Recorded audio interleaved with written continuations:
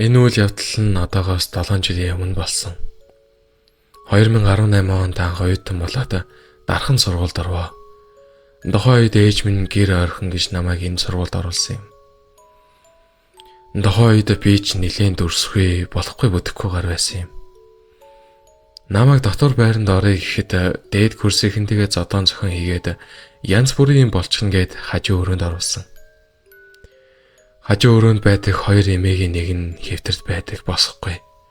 Нөгөө эмээ охин нь гихтээ тав нилээн гарч гисэн өдөрс зураг дунчаастай утсан дээрээ библи сансаа сууж гэн. Шүн болохоор зурагт нь мөнхийн асаалттай. Шүн орсон ч зурагтаа үзээд сууж байдаг. Биш нэг юм боддгүй байсан юм. Намайг Есүстэй оруулах гэж их үтсэндээ. Би шашин их мэддэггүй. Өвөө маань лам хүн ч гэсэн би худлаагээ тоодоггүй байсан юм. Гэхдээ энэ явдал намайг бүр лам хард итгэл авсан юм. За ингээд амьдрч эхэллээ. Эхний сарч гайгүй эсвэл би хөөрөө таагагүй юм болов. Янз бүрийн юм мэдгдсэнгүй. Би жижиг сургууль найз нөхөдгээд нэлийн бужигнаж байгаад гайгүй болов. Тэгтэл гинэд миний бие муудаж эхэлсэн.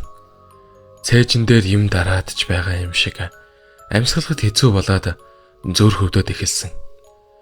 Эмчд үзүүлээд шинжилгээ хийлгээд зүгээргээд ойр зургийн юм бичиж өгөөд явуулдаг байсан юм. Би ч өвдсөөр нэг өдөр унтаж байгаад гинэд хаалга нүдэд эхэллээ. Цагаан артал 3 өнгөрч байна. Биш нэг их юм бодсонгүй. Өрөөний имээ тайлчих байх гэсэн юм бодоод хэвтэйл байла. Тайлах шинжгүй шүү. Би ч усаад хар шөнөөргээд өрөөний хаалгаа нээгээд хартал үүдний хаалга биш. Угаалгын өрөөнд. Угаалгын өрөө яг өрөөнөөс хараад хажуу талд байдаг. Тог гэх чимээ гараад би юу вэ? Ус тусч байна хэд нэг л хүн сонсогдоод гэрлээ хасаагаад хаалга онгоолоход харталаа. Би тал тогсчихсан зогсож байдаг юм. Би бүр айгаад хөдөлж чадахгүй байж байтал над руу эргээд хараад инээгээд эхэлдэг юм да. Би зочиод л сэрчихсэн. Тэр явдлаас хойш шөнө тадал нэг зүйдээ зүтлээ зэрчгэн. Би хайсандаа гэхүү орны хажуу талын шүүгэндээ удаа хийгээд унтдаг болсон. Сүнс ирвэл дөрвчих юм байхаа. Одоо бодохоор энэ төрөд идэх юм. Би шинэ маягаараа нэлээд уудаг боллоо. Арх ганцаараа байсан ч нэг өгүүлэгдээд нэг мэдгэдэл аваад оожгана.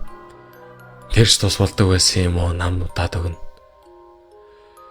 Нэг өдөр нөгөө шүн сэрдгээрээс ирээд хоолоогоо чангаар засаад айцаа өргөчгээд унтах гээд гэрлийн унтшаагаад хөвтөл нүдэн дээр нэг хар юм ха нэвтлээд хүрээд ирдэг юм да. Зүгээр гараад ирчихгүй хөлөөж ирээд мөлхөөд хүрээд ирсэн. Биш нүдээ анаад ансан чигээрээ хүнчлэлтэй шургаад юун тэр хутга энэ тэр амандаа ээж ихээ зааж өгсөн. Дөрөв итгэлгээд тарныг 108 байтугай 1000 уйссан байхаа. Аз болоход би бусад хүмүүс шиг хөшиж цог тусаж хоолой ам гарахаа байж сүйд болоогүй сүулдэ хажуу өрөөний имээг санаад имээгээд орилоод ашиг ороод ирсэн. Би айсан юм босоод эргэн тойрноо хараад нэг сүнс харагдаад яг тэндээс хараад ирсэн гээд бөөнлөм сүулдэ унтаж чадахгүй тэр шөнийг арай гэж бараад 3 хоноглоо хайраагүй. Гарыг ихээр төлбөр мөнгөд өлчихсөн болохоор ээжээс санаа зовоод хэлж чадахгүй. Хүчээр очиж хонохдоо том өрөөнд нөгөө хоёр эмээтэй ойр унтна. Залуу эмээгээс нь байр чин сүнстэй юм уу гэд асууж үзсэн. Мэдгдсэн юм байхгүй. Би удаан амьдарч байна. Чи ойртой их ороодож ирээд ууж идээд тэгсэн юм болов гэдэг үгнээс нь би ээж аавд хэлчихнэ гэсэн юм бодоод айгаад дахиж лав асуугаагүй.